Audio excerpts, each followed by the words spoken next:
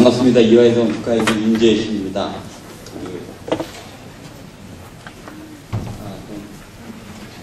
제가 발표를 하도록 하겠습니다.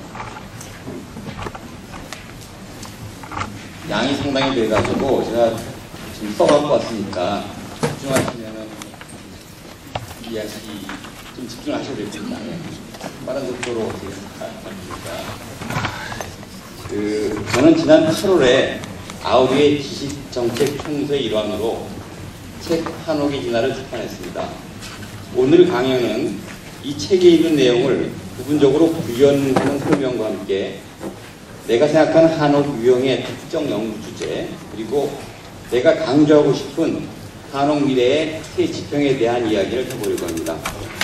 좀 더 구체적으로 설명드리면 오늘 내용은 첫 번째가 도시 한옥의 개성과 한옥 주거지의 개발에 대한 것이고, 두 번째는 H형 유형의 한옥에 대한 내용이고, 마지막은 제목과 같이 하이브리드 한옥과 한옥 하이브리드의 가능한 사례들을 소개하는 것으로 이렇게 세 부분으로 구성되어 있습니다. 서울 시내의 전형적인 도시 조직의 일부분입니다. 아파트와 다세대, 그리고 연립주택 주거지가 영역별로 나누어 지는 도시 조직이 보입니다. 이 지역은 성동구 성수동하고 마포구 영광동 지역인데요. 1936년 경성부의 행정구역 확장이 이루어진 변두리 지역이었습니다. 동대문구 제기동과 노원구 중계동에서도 1900에서는 1960년대 이후에 지어진 낮은 단독주택지가 있습니다. 종로구 채부동과 익선동 도시한옥입니다. 익선동, 그러니까 종묘와 운영동 사이이죠. 사진 좌측에 있는 다른 규모의 한옥이 보입니다. 얘기하는 건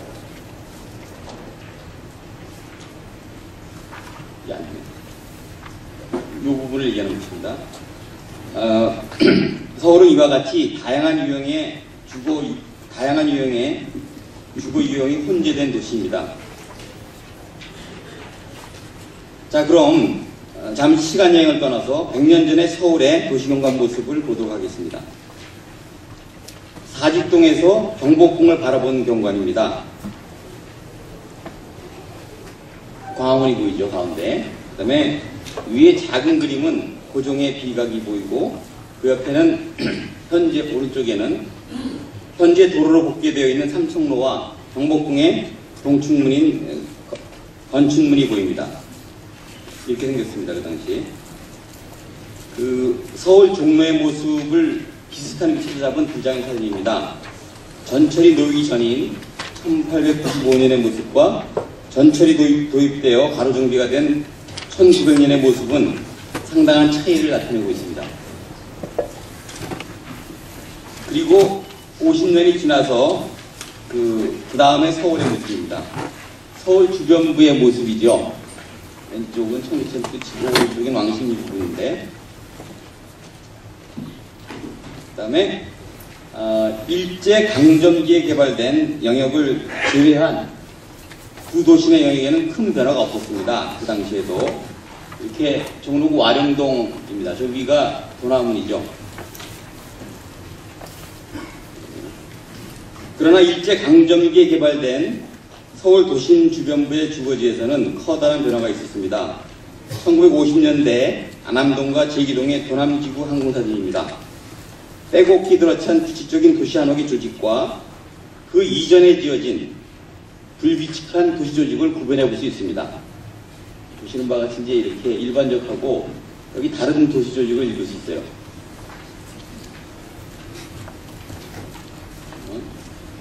동일한 시대에 도심 가해동의 도시 조직에서도 1930년대 이후에 개발된 도시 한옥의 근대적 도시 조직과 불규칙한 옛 주거지의 전통 도시 조직을 구분해낼 수 있습니다. 여기 보시는 바와 같이 이제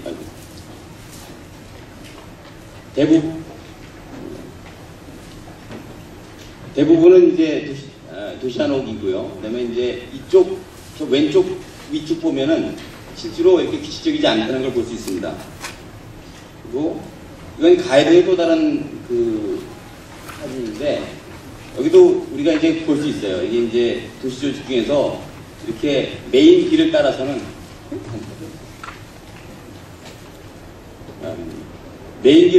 이게 이제 그 이런 구체적이지 않은, 이건 이제 30년대 이후에 개발된 것이고, 이건 이제 그 전이라는 걸 금방 알 수 있습니다.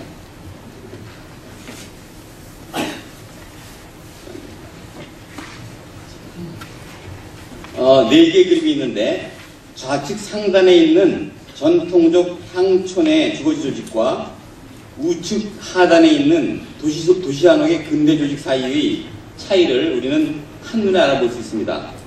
향촌에서는 가로의 영향이 한옥에 거의 영향을 미치지 못하기 때문에 규칙적인 질서를 찾을 수가 없습니다. 우측 상단의 도시 한옥 지붕 그림은 사실적 그림이 아닙니다. 여기서 우리는 도시 한옥의 근대적 도시 조직을 이겨낼 수가 없습니다. 이 그림은 화가의 상상력에서 만들어낸 실제 도시 조직과는 동떨어진, 아니 도시 한옥을 허위적으로 표현한 단지 그림일 뿐임을 우리는 구별해낼 수 있습니다. 좌측 하단은 전주 한옥마을의 사진입니다. 우리는 이곳 전주 한옥마을의 도시 조직이 서울의 도시 한옥의 근대적 도시 조직과 전혀 다르다는 것을 쉽게 구별해낼 수 있습니다.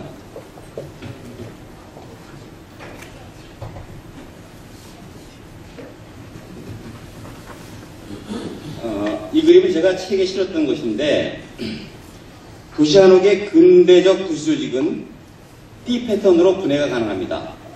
가로띠와 필지띠, 그리고 필지띠를 더 세분해서 전면띠, 마당띠와 후면띠로 구분해낼 수 있을 때에 도시 한옥의 근대적 도시 조직은 전통 한옥 주거지와 명확히 구분해낼 수 있습니다. 책 한옥의 진화에 이 내용이 상세히 설명되어 있습니다. 이렇게 띠 패턴으로 분해되는 도시 한옥의 근대적 도시 조직에서 우리는 도시 한옥의 개성을 보다 명확히 정의내릴 수 있습니다. 아래 표현된 도식적 투시도를 관찰해 보십시오. 도시 한옥에서는 공적인 길로부터 정리된 사적인 마당이 중심에 배치될 뿐만 아니라 중심 마당은 처마로 만들어지는 사각형 하늘을 전유한다. 도시 한옥에서 사각형 마당과 사각형 하늘의 통합은 고유한 유전자적 결합이다. 도시 한옥의 중심 마당은 공적인 길에서 공간적으로 격리된 사적 공터이고, 중심 마당이 전유하는 기하학적 하늘은 우주적 자연과 직접적으로 소통하는 도시 한옥의 내밀한 통로라고 할 수 있을 것입니다. 이게 이제 단면입니다. 단면이고, 이렇게 가로띠하고 이제 이렇게 구분할 수 있다는 얘기고요. 네? 그 두 도면은 사진으로 유명한 그 가해동 31번지 골목의 좌우 도시 한옥의 분석입니다. 왼쪽이 띠 패턴이고 오른쪽은 몸체, 날개체, 꼬리체로 한 분석입니다. 왼쪽 도면에서 띠 패턴의 규칙성에서 눈에 띄는 한옥을 발견할 수 있습니다. 어디를 얘기하는 거냐면, 여기 보면 띠 패턴이 가로를 따라서 이제 균일하게 돼 있어요. 근데 이제 내려오다가 여기가 이렇게 비어 있거든요. 이게 이제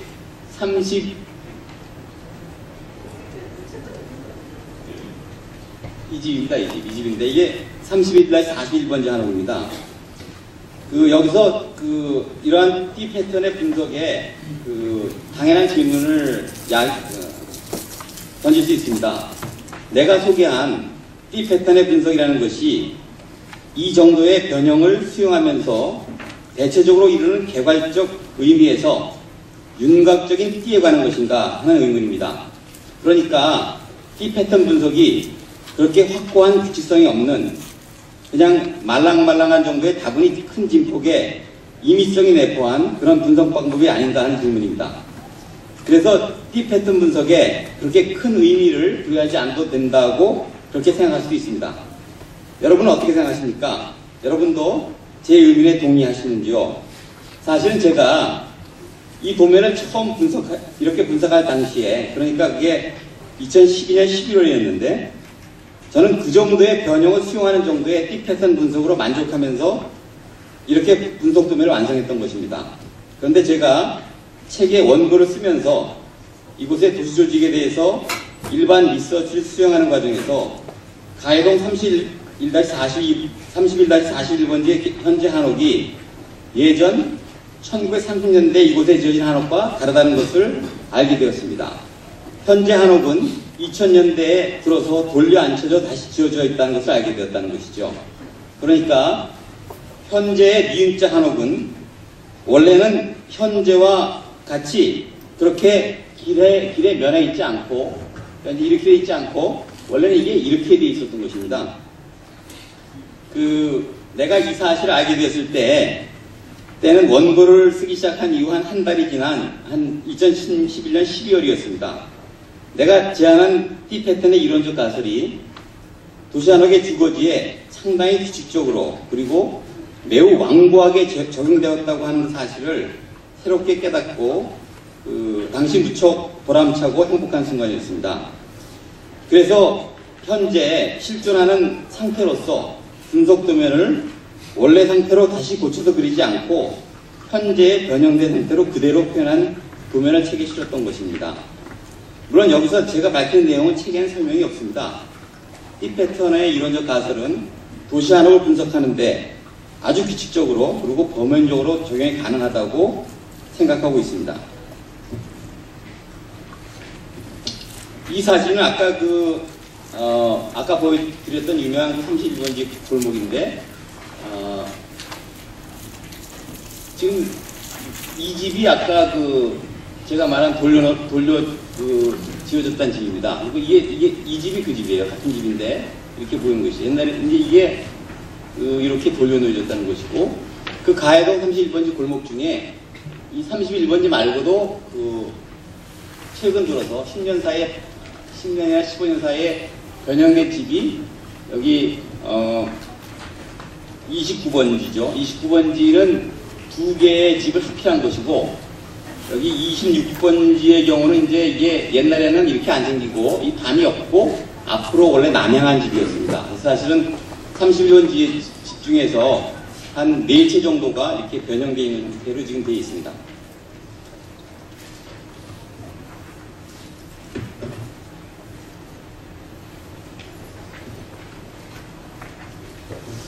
제가 가해동 도시 조직에 대해서 이렇게 길게 설명한 이유는 이러한 기존의 도시 조직을 기반으로 현재 주거지의 레벨에서 개발되고 있는 신한옥 주거지에 대해서 의미 있는 대안을 제시할 수 있다고 생각하기 때문입니다. 이것은 2012년에 작성된 은평 뉴타운의 한옥 주거지 계획안 조감도입니다. 그리고 이것은 그것의 배치도입니다. 물론 이 경우에 배치도와 조감도는 정확히 동일하지는 않습니다. 설계안이 발전되면서 여러 가지 변화가 있었기 때문이죠. 여기서는 설계가 더 진행되어 발전된 상태를 배치도가 표현하고 있습니다. 원래 속성상 그렇기도 하지만 여기서 배치도가 더 사실적이란 말입니다. 규모 구성과 그것의 배치도, 그렇지만 전체 한옥의 배치에서 한옥의 다양한 여러 유형을 모아서 마치 박람회적으로 보이지 않는 의도가 읽힙니다. 저는 이 배치도를 보면 1960년대 말에 복원한 불국사의 무설전이 떠오릅니다. 1960년대 말 불국사의 무설전 복원에도 이와 유사한 방식으로 조선 초기에 주심포 가구 형식 4대를 중심으로 고려 주심포와 조선의 다포의 장식과 결구를 조합하여 일종의 박람회적인 건물로 복원했습니다. 그 당시에 한국의 GNP가 1000불 정도였고 한국의 고건축 지식과 그것을 규명할 역량이 부족했다는 것은 압니다만, 그래서 이제는 그러한 형식으로 고건축을 복원하지는 않습니다. 지금은 2013년입니다. 박람회적 기획으로 신한옥 마을을 구성하는 방법이 지금도 바람직하고 유리한 방법이라고 생각하는 것이 마땅할 것이겠습니까? 아니 다른 방법으로 신화록 마을을 조성하는 대안은 없는 것일까요? 박람회적 마을 구성이 실제로 생활하는 신화록 마을과는 어긋난다고 한국 사회가 생각할 것이라고 나는 주장하고 있습니다. 박람회적 기획이 아니라 다른 방식으로 신화록의 동질성과 차별성이 존재하는 마을을 조성하는 것이 가능하다는 믿음입니다. 이것은 2011년에 성북동 재개발 2구역의 한옥단지 현장에서 금성건축의 계획안입니다. 그리고 이것은 2011년 동일한 한옥단지 현장에서 당선된 국가건축의 계획안입니다. 그리고 이것이 배치도예요. 그 다음에 이것은 2009년 의정부의 신한옥 디자인 공모전에서 당선한 금성건축의 계획안입니다. 그리고 이것은 그 계획안에 가로 경관을 표현한 두 판넬입니다. 이것은 대한주택공사에서 주관한 것이고 위의 두 경우는 서울시 도시개발공사가 주관한 것으로 알고 있습니다. 제가 2009년에 당시에 저는 혼자서 이 현상을 준비한 적이 있습니다. 이것이 당시에 내가 해보았던 스케치 도면인데 이것을 디자인할 때 제가 정확히 무엇을 원했던 것은 잘 몰랐습니다. 그런데 다른 계획안들과 당선안들을 보면서 제가 당시에 무엇을 지향했었는지를 정확히 알게 되었습니다. 좌측 것은 대치도의 스케치고요. 오른쪽은 이제 제가 그 당시 한옥 세대의 이게 이제 평면이고 이게 단면입니다. 단면이고 이제 지붕 그림이고 그래서 이제 이렇게 이제 확장 가능한 것을 만들어 본 것이죠.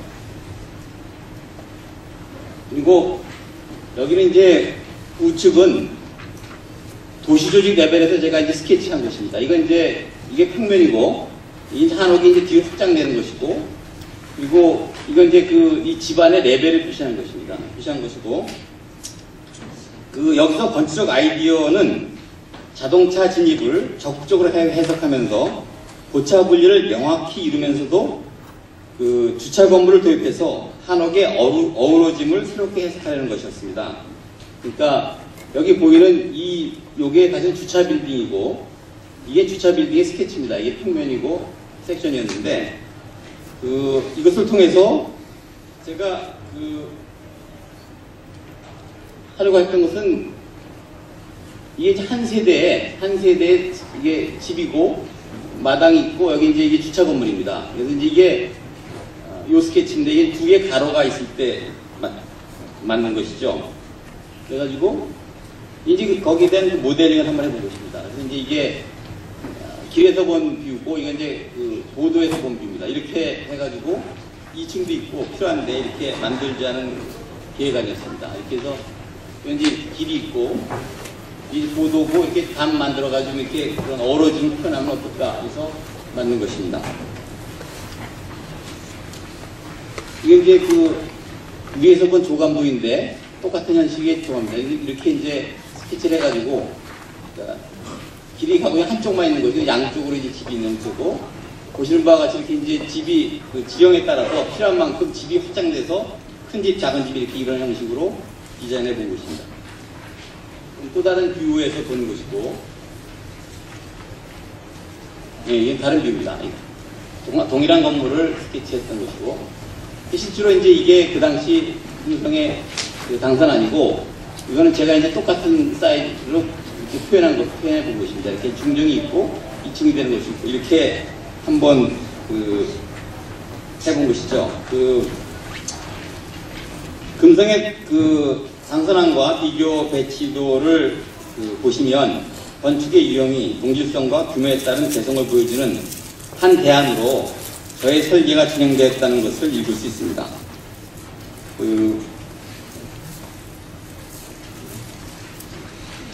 한옥이 진화하면 한옥 주거지의 경관은 어떠한 방향으로 변화하고 또한 어떻게 새롭게 조성될 것인가. 최근 한옥의 활성화와 현대화를 위한 정책적 노력이 한옥 마을 조성 차원에서 진행되고 있다. 그러나 기존의 한옥 주거지를 재생하는 과제와 한옥 주거지를 새롭게 조성하는 과제는 근본적으로 다른 것이기 때문에 당연히 서로 다르게 접근해야 한다. 기존의 한옥주거지는 지금과 같은 근대적 도시구조가 형성되기 이전에 형성된 것으로서 고밀도 용적률과 주차 계획에 대한 고려 없이 도로 체계와 과각구획이 이루어진 것이다. 그러므로 기존 한옥주거지를 재생하는 목표는 개별주택의 보존을 위한 지원과 함께 현대생활을 위한 변용을 수용하면서 기존 한옥주거지의 경관을 유지하는 것이어야 한다. 이와 같이 기존 한옥주거지의 재생은 소극적 변화를 추구해야 하지만 새로이 조성되는 한옥주거지의 경우에는 새로운 한옥주거지의 경관을 창출하는 적극적 목표를 추구해야 한다.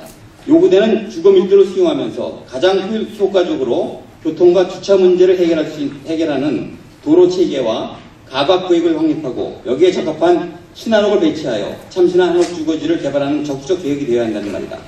새로이 조성되는 곳에 기존 한옥주거지의 도로 체계와 가각구획을 그대로 이식하는 것은 재고되어야 한다. 향촌이 아닌 도시 한옥주거지 조성은 보존 대상의 한옥마을을 유사하게 복제하는 소극적 목표가 아니라 참신한 한옥주거지의 경관을 창출하는 적극적 목표를 지향해야 한다는 것이다. 그 다음에 다음 제가 제목을 지은 하이브리드 한옥과 한옥 하이브리드 한옥과 한옥 하이브리드는 사실은 전봉희 교수가 쓴 책에 있는 이 내용을 보고 이게 이제 정통한옥, 문화재 한옥, 전통한옥 이렇게 현대 한옥, 한옥풍 건축, 한류 건축 이렇게 도표를 만든 게 있습니다. 상당히 잘 만들어졌다고 생각하는데 이 개념을 갖다 아주 쉽게 이게 다 한류 건축, 한옥 이 기억하기 어려워가지고 제가 그냥 말을 만든 겁니다.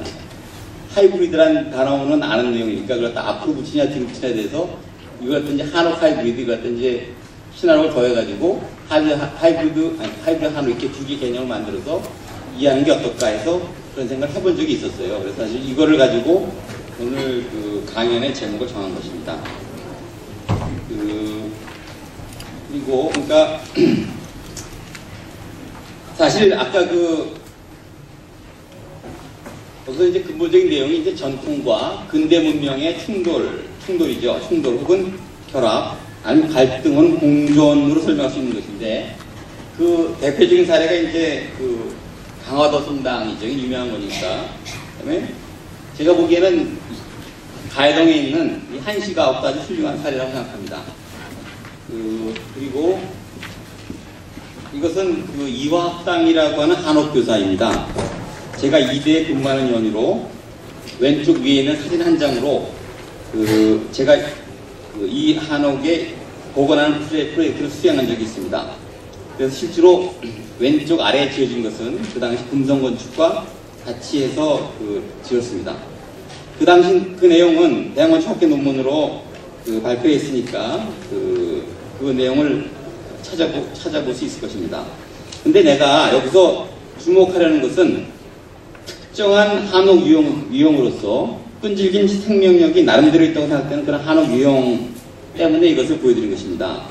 여기서 보이는 바와 같이 평면에서 H자, 이렇게 H자 형태를 가진 한옥에 대한 얘기입니다. 자, 이것은 선병국 가옥이라고 충북 고을에 있는 것입니다. 1900년대 초에 건립된 한옥입니다.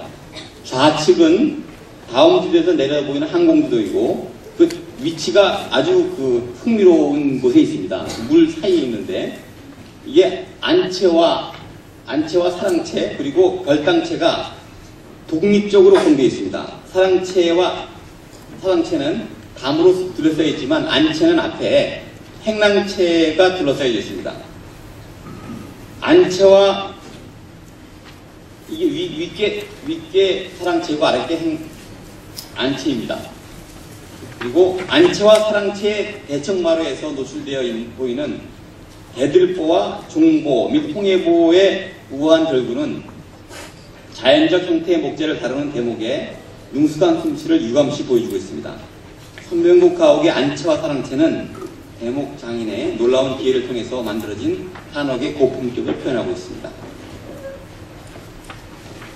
이것은 안채 평면입니다. 사랑채와 안채가 동일하지 않지만 그 구체적인 구성은 있지만 동일하게 H자 평면을 유지하고 있습니다. 이것은 1800년대 후반에 사찰에 있었던 대방이라고 하는 건물이 있습니다. 이 건물입니다. 같은 곳인데 손평이었는데 이 대방도 H자로 되어 있습니다. 그 다음에 이것은 근대 건축가 박균령이 설계한 민빅 유명 가옥입니다. 지금은 한 채는 멸실되고 하나는 남아서 민가 다운이라고 쓰이고 있는데 이것도 H자 평면이죠. H 평면이고. 그 다음에 이건 이제 해화동과 삼청동에 지어진 김종량의 계량 한옥입니다. 이게 아주 재밌게 되어 있는 건물입니다. 이것도 H자이고, 이 건물은 삼청동에 한 5채 정도 있어요. 지금 남아있는 건 뭐 있지만, 이것도 H자입니다. 그리고 최근에 PDS 개발에서 개발한 파주의 신한옥입니다. 이것도 H자로 평면이 되어 있고, 그 다음에 유명한 고려시대의 주택인 아산 맹치행단입니다. 이것도 H자로 되어 있습니다. 고려시대 주택인 맹치행단, 근대 변하게 지어진 박길령의 민두입가옥, 김종량의 계량 한옥, 양식 한옥인 이화학당, 충북 보은에 지어진 선병국 가옥, 최근에 개발된 PDS 개발이 개발한 파주의 신한옥은 모두 H형상의 평면을 기반으로 하고 있습니다. 한옥의 전개와 지붕 구성을 연관해서 생각해 볼 때 평면의 규모 및 시대적 프로그램으로부터 어느 정도 공통입해서 H형 한옥 유형을 가정해 볼 필요가 있다고 생각합니다. 19세기 후반에 불교 사찰에 지어진 대방이라는 일종의 유사체의 평면 형태도 H자입니다.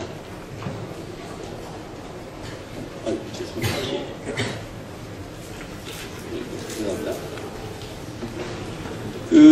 여기서 소개하는 하이브리드 한옥과 한옥 하이브리드는 현재 아주 다양한 방식으로 우리 생활에 스며들어와 있는 한옥 건축을 소개한다는 의도에서 시도되었습니다. 제 세부 전공이 건축 비평을 하는 사람이 아니라서 이곳에 소개하는 사례들을 학술적으로 어떤 엄격한 잣대를 가지고 평가해 선별한 것들이 아니라는 점을 먼저 이해해 주셔야 할 것 같습니다. 그러니까 뭐라고 할까, 아마추어인 예술 애호가가 이제까지 자기가 접했던 자료 중에서 현재 정리할 수 있는 것을 보여드린다고 생각하시면 되겠습니다. 제가 아직 이 주제로 깊이 있게 학교에서 가르친 적도 없고 이제 이 영역을 다시 한번 시작해보는 정도라고 생각하시면 됩니다. 그리고 오늘 제목인 저의 강연 제목인 하이브리드 한옥과 한옥 하이브리드에 대해서 하나 더 덧붙이고 싶은 것은 우리의 말쓰임에서 우리 문화적 제한을 나름대로 읽을 수 있다는 것입니다. 아파트 한옥이라는 말은 이상하게 들립니다. 아파트가 한옥의 관용어가 될 수 없기 때문입니다. 그러나 한옥 아파트는 무리 없이 읽힙니다. 그와는 반대로 다세대 한옥은 쉽게 읽히는데 한옥 다세대는 어찌 불편합니다. 한옥이 다세대의 관용어가 되는 경우에 한옥적인 다세대 주택은 기형이라고 보는 것입니다. 그런 의미에서 다세대 한옥과 한옥 아파트는 건축 유형의 도전적인 과제가 될 수 있다고 생각합니다. 왼쪽 사진은 강봉진 씨가 1972년에 지은 국립민속박물관이고, 오른쪽은 승여당 씨가 설계한 수율당입니다. 1992년에 지어졌습니다. 20년 정도 차이가 나는데, 왼쪽 것은 당시에 전통의 맹목적인 도용으로 심한 비판을 받았고, 오른쪽 것은 전통 문화의 건축가의 의미 있는 계승으로 칭송받았던 건물입니다. 그런데 제게는 전통 요소를 현재 건축 과제에 대입시켜 적용하려고 했으며 그 깊이가 거의 대동소이하게 얕다고 보입니다. 둘 모두가 전통의 한 요소를 직설적으로 차용했다는 점에서 깊이가 거의 유사하다고 생각합니다. 그럼 빨리 보겠습니다. 너무 이건 이제 수술상의 앞부분이에요. 그리고 이것은 모아 갤러리 우경국 씨가 지은 것이고 가운데 진종이 있는 것이고, 이건 한옥의 황두진, 최욱, 그 다음에 서승모 씨가 설계한 것이고, 이건 아까 보여준 치과입니다. 이건 이제 시모네 카레레가 서울 삼청동에 지었던 것이고, 이건 서미 갤러리이고, 임페리얼 페리스 일본 사람이 했던 안에 내부가 굉장히 한옥으로 되어 있습니다. 이게 겉과 다르게 안에는 이렇게 한옥으로 되어 있고, 한옥 기념박물관에도 이성관 소장이 전통적인 얘기에 대한 얘기를 많이 보여했던 얘기고, 이렇게 주위에도 있습니다. 양천구 신정동에 있는 것이고, 불국사 앞에 있는 것입니다. 저는 김종수 교수가 가물마루라고 했던 것이고, 일본의 우메스 보노이에라고 하는 그 미시가키 아실 것이고, 이거는 공락제라고 하는 지유입니다. 그리고 이거는 벨기움에 있는 전통 가옥의 리노베이션한 사례이고, 그다음에 이거는 한옥 중에 왼쪽이 그 한국시가인 피닉스 스프링스고 하비바우스, 그다음에 이거는 제 책에 있던 그 소개했던 한옥의, 지금은 한옥이 아니지만 그 첨단으로 나가는 그 목조 건축에 대한 얘기들입니다. 보시면 되겠고, 이건 그 마지막에 그 금산주택이죠. 그 현재와 과거의 한옥에 대한 실증적 고찰을 통해서 미래 한옥에 대한 과제를 논의하는 것이 가능하다고 생각합니다. 이 논의를 통해서 가치 있는 한옥의 비전을 공유할 수 있기 때문입니다. 한옥의 진화가 단절되도록 내버려둬서는 안 되겠지만, 박물관의 유물과 같이 명맥만을 유지한다면 무슨 의미가 있겠습니까? 그러므로 한옥의 진화에 대해서는 더욱 개방적인 자세로 고찰하고 더욱 적극적으로 다양한 종의 한옥을 건설해야 한다고 생각합니다. 한옥이 진화함에 따라 그것의 경계는 변화뿐만 아니라 근본 중심도 움직일 수 있다고 생각합니다. 우리는 싸이의 강남 스타일을 통해서 한류 문화가 세계 보편적 가치에 기여할 수 있다는 것을 지난 가을에 목격할 수 있었습니다. 우리가 하이브리드 한옥을 완성하고 한옥 하이브리드를 논할 수 있을 때 한옥의 진화는 세계를 향해 한옥의 가치를 전파할 수 있을 것으로 믿습니다. 감사합니다.